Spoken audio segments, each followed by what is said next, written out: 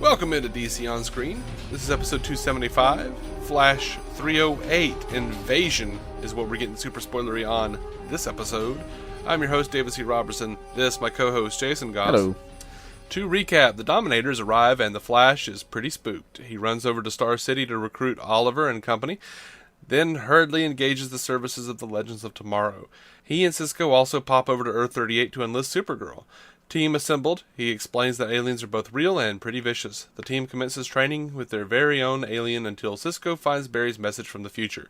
Barry confesses that he created a new timeline and wreaked a whole lot of havoc on everyone's lives, which causes them some unrest. The team has a lead on where to find the abducted president, but opts to leave Barry behind. Oliver sides with Barry and stays behind as well. The team is quickly defeated by some alien mind control mojo. They immediately begin to terrorize the city.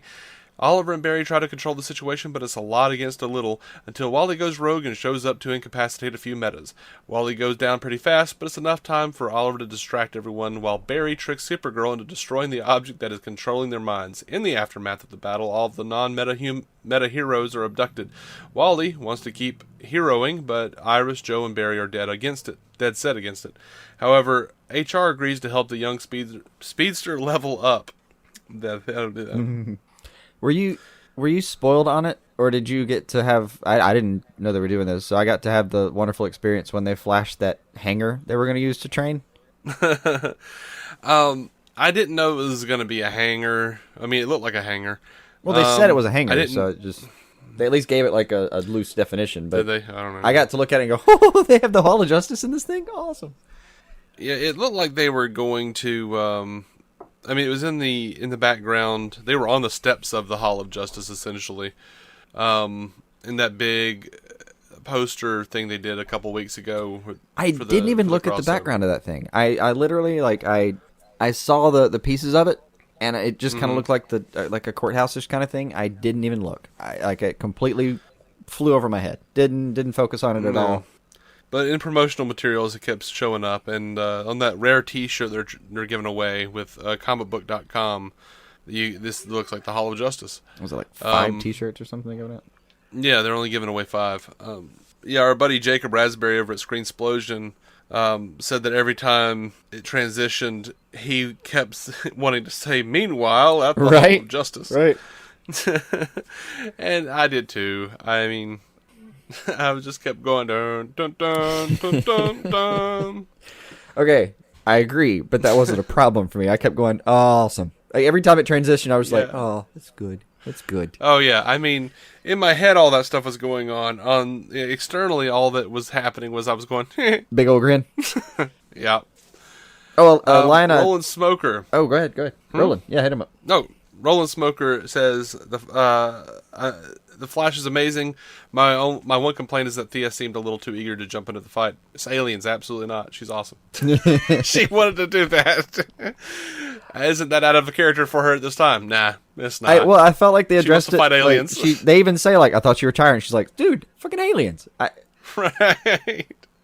I was willing to buy it. Like, no, look, if you have a bad, Vigilante you can fucking deal with. But well, apparently they can't, by the way. But Vigilante you can deal with. Yeah, aliens, man. And that was fun, too. Vigilante, oh, yeah. Arrow would have been over this episode were it not for the crossover. Yeah. Vigilante totally was going to kill him.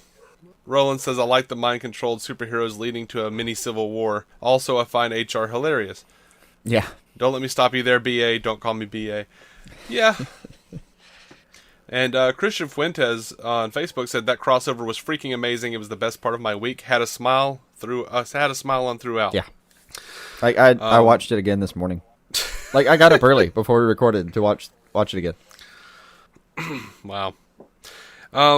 As usual, I think The Flash was the best episode of any of them.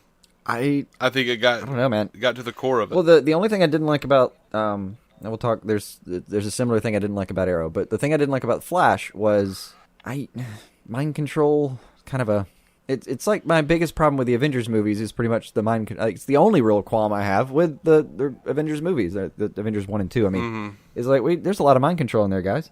And they keep going to that well. And then I knew it was happening here, so I was braced for it. And they did a great job. It looked fantastic. It was a fun fight. it was really fun to see Wally show up and do that like tap on the back of the neck thing. Mm-hmm. That was a lot of fun. Which, by the way, I spent most of this episode going, "Damn it, Aris! Let him train, man." Yeah. So really excited HR is going to help him train now. Yeah. But with the Flash, I feel like we got the most emotion for our buck. We got the most laughter. I actually hurt when Cisco said, "What the hell? Just another lie between friends." Yeah. Yeah. No, he's hard to watch this episode. And if you made it all the way into Legends, obviously you do get to see the return of that story. Like the fun part about this, the whole crossover, was they did a wonderful job of like pulling everybody in up front. Like they pull back a little bit on Arrow and then they like unleash everything again.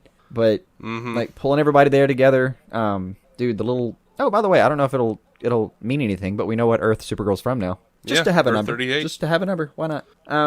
Getting everybody together, the little scene where they're like, I don't see why why she's so super or whatever. And she just burns the emblem into the into the hangar floor.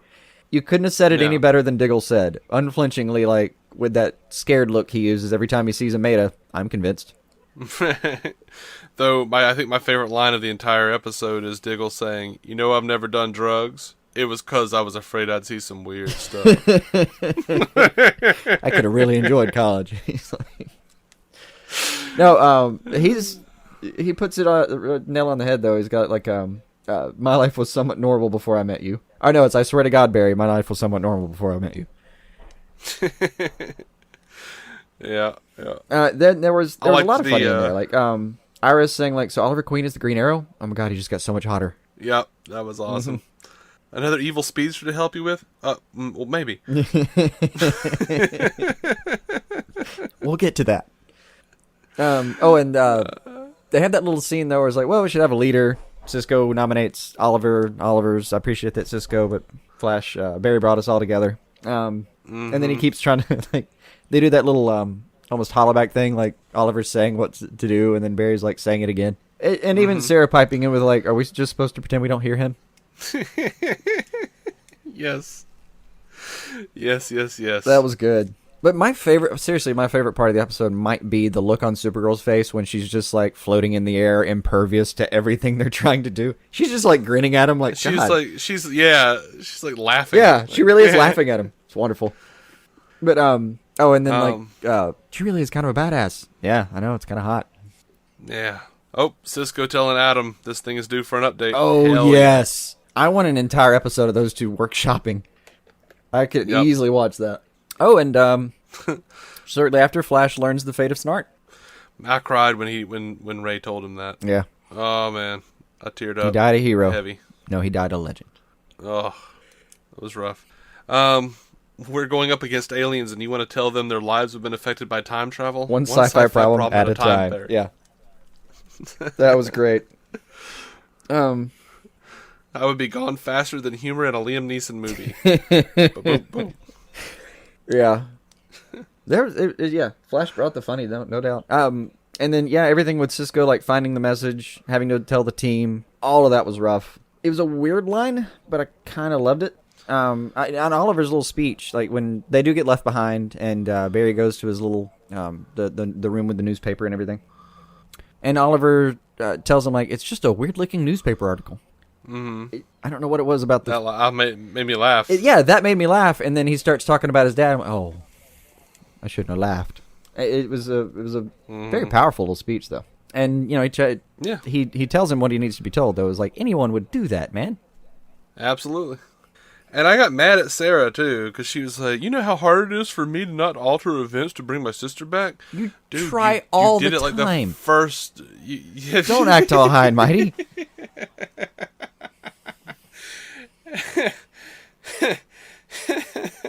That was my feeling on it. I'm like, yeah, okay, you tried like a whole bunch of times, and the last time you just decided you weren't going to do that. Right. You were just going to tell the villain everything he needs to know to kill your sister. I don't understand, but whatever. That was not a great backup plan. So the whole thing does finally wrap up with like the story with Barry getting left behind and all that, and whether he's really on the team, I guess, for now. Ray comes back with the like message or no message, we're with you. Mm-hmm. It really is. It's for a show that was supposed to be the first part of a giant, well, second, but first part of a giant crossover. It still managed to be the Flash.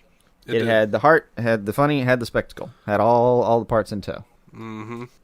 I love the bit where Oliver says, "I'm not going without Barry," and Diggle says, "Then you'll be here, Oliver." I mean, damn. Dude. Yeah. Damn. I was down for it though. It was awesome. Mm-hmm.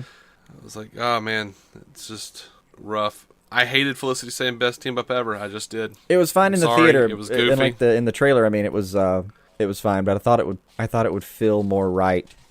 But it did not. Not to me. It did feel forced when it actually happened. How'd you get the name Heatwave? I burned my family alive, and I like to light things on fire.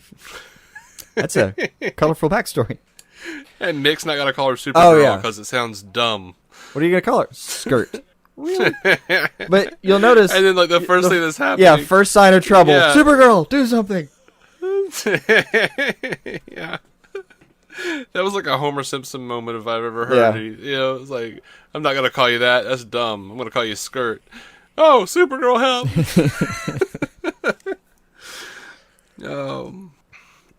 Good stuff. That was actually about all I had on it.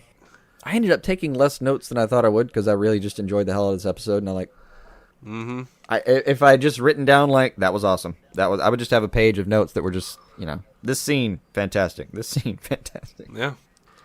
There's a bit where mind-controlled White Canary and Arrow are fighting, and there's just this blue blinking strobe light going on, and I'm like, where the hell is that coming from? I didn't catch the blue blinking light. No. It was real annoying. Anyway, yeah.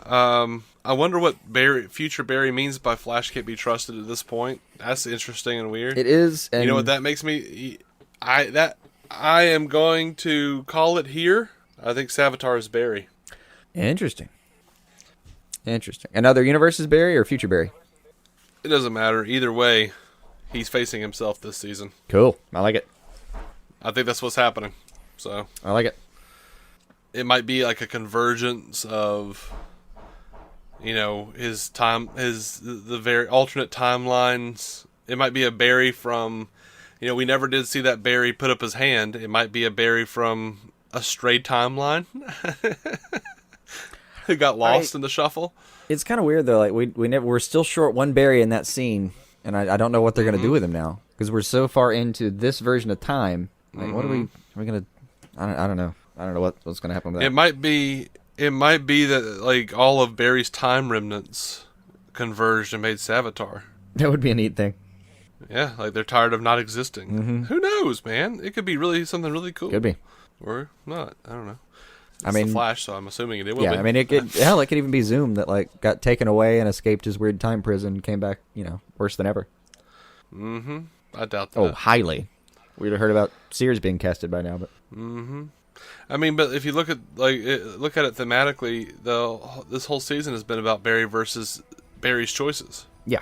It would make sense for Savitar to be Barry. I agree. Anyway, moving on. That's all I've got for The Flash. Love the show.